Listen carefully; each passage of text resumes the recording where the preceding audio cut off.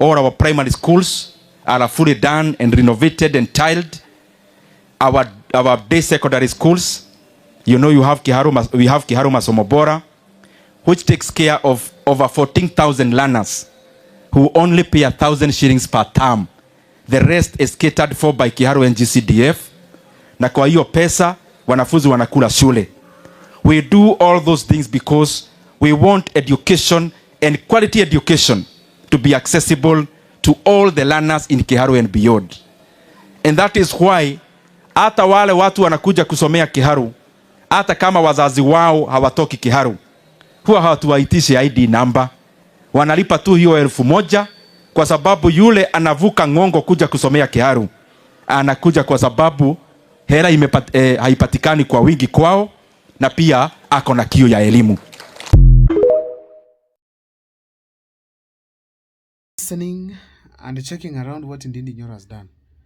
What more do we want from a leader for us to declare him a president in this country? I was once having an opinion that let's have a leader to be the president of the Republic of Kenya after either being a governor or a senator. But now I can extend it to being an MP. Now, why do I say that we need such kind of leaders? People who have served. It's because I feel strongly that it's good to prove to the people that you can manage the country or a certain region with small funds, and then give us at least a hint that you can be able to serve the country at the top seat if given huge amounts of funds like William Ruto is given right now and it's being embezzled. So therefore, I strongly feel that Ndindi Nyoro has already proven himself beyond any reasonable doubt that he's a capable leader who is able to develop this country. Because some of you might take it to be lightly. Like, having tiles in school plays a very significant role in a school. Having cabros all over in the compound, it's very crucial in a school. Having well-built structures for students to learn, it's very essential. Having food in school for students, because as we speak right now in this country, there's a problem of food. Hunger is all over. So therefore, I strongly feel that Ndindi Nyoro has done a marvelous job that needs to be commended across by all youths, by all old generations, because that is what we need of a leader. Now, if you listen to Ndindi Nyoro speak, you see a lot of wisdom, smartness, and intelligence that we all need in leadership. That's why I kept on telling you that you guys are, as we struggle with the local kingpins here and there, some leaders are proving themselves to become presidents in this country. Now, when someone like Ndindi Nyoro comes on board, will you again think about him as being a Kikuyu? Honestly, you cannot find the guts to think of Ndindi Nyoro as a Kikuyu. And that's why I keep on saying that we are going to have a Kikuyu on board, because right now, so therefore I want to state it categorically that will you have the guts to say that Ndindi Nyoro is a Kikuyu? I keep on telling you that if you're not careful, as other tribes continue to wrangle over silly things, the Kikuyus are aligning themselves by showing off their good leaders. If you go to Murang'a, there's the governor and now Ndindi Nyoro. Those two people are seriously working as the rest of the nation. They're talking about politics. Look at Governor Natembeya. He's so much into politics, despite he's a good man, than development. Look at the governor of Kisii Harati. He's so much into politics, actually 90% in politics, than even delivery for the people of Kisii. Look at leaders across. There is nobody at all is really working the way we are seeing governor and Ndindi Nyoro from Murang'a doing the job. Therefore, then you come and tell me that it is wrong to say that we should have another Kikuyu in power. We have no option. If someone is a leader, so be it. Let him be given the chance. We can't say that Uhuru Kenyatta was a bad leader, despite that he stole huge amount of money. We allowed huge amounts of money to be stolen and also borrowing without accountability. Uhuru Kenyatta was a listening leader. If you go to Kibaki, he was a good leader.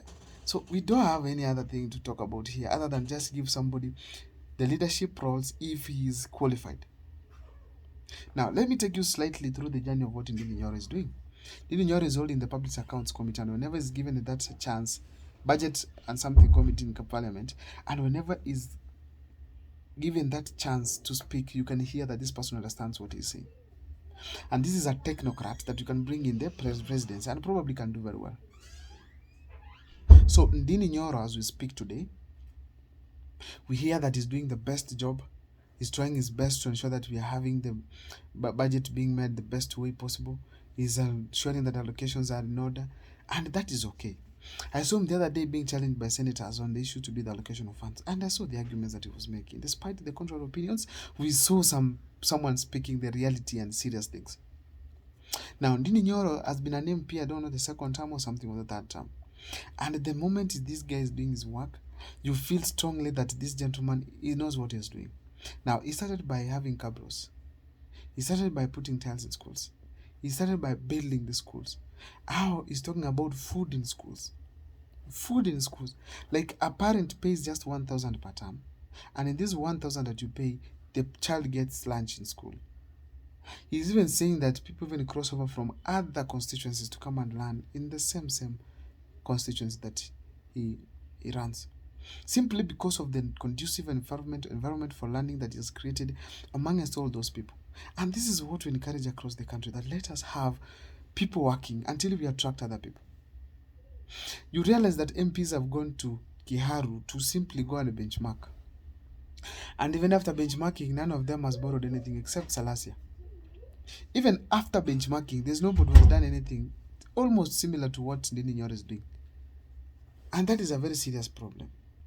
Nobody completely has been able to benchmark successfully and implement it in his school or in his areas of leadership. So therefore, we want to say that leadership is still in the mountain.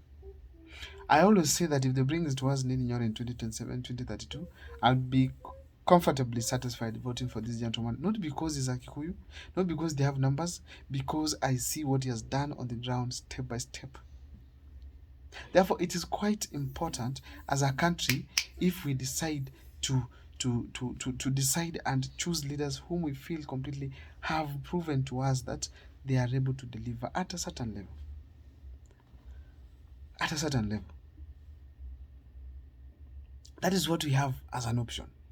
I was one time thinking that what if we have our senators or governors, or even governors, being the only people to vie for the president, in that you go and manage a county, you compete on development, then you come on the national platform, you tell us that while you were governor, this and that is what you did.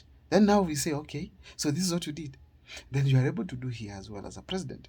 But now we have leaders here who have always been in parliament, who have always been working, who have always worked under President Moi, Uhuru, Kibaki, Raila again, but still they are not able to deliver with all that vast experience. Kenyans are still crying. They cannot even have the full blueprint, that at least the blueprint that this is what we can do to make this country do better. So therefore, it is essential for us as a country to have leaders who have been able to prove that they are able to deliver. Look at now the governors in Kenya. Someone having 200 plus accounts. Someone not getting billions of money, there's nothing they have done. While other counties are developing like Moranga, on this other side, we are realizing nothing completely. I wish we could be having a high wage rate by the service delivery. But now we're having high wages being paid in the counties, but we realize that there's no development, there are no services being offered, there are no medications right, left, and center. Governors are just vipindirei, like now we see Arati does here, going to hospital and writing down nonsense. It's essential that as a country, as a nation, we completely wake up and vote leaders who are able to deliver and make Kenya a better place. And make Kenya a better place. Make Kenya a better place, because it is what we need. A change cannot come from just leaders sitting down and thinking they can be presidents without the ability to show us what they can do for this country. I don't know what's your take as far as Ndindi Nyoro is concerned, but whether we like it or not, I see Ndindi Nyoro in the presidency, and probably me as my vote, I'll be able to vote for him. I'll be able to vote for him. If he comes on board that is vying for presidency against any other person, I'll vote for him. Please let me see it on the comment section as well. What's your opinion?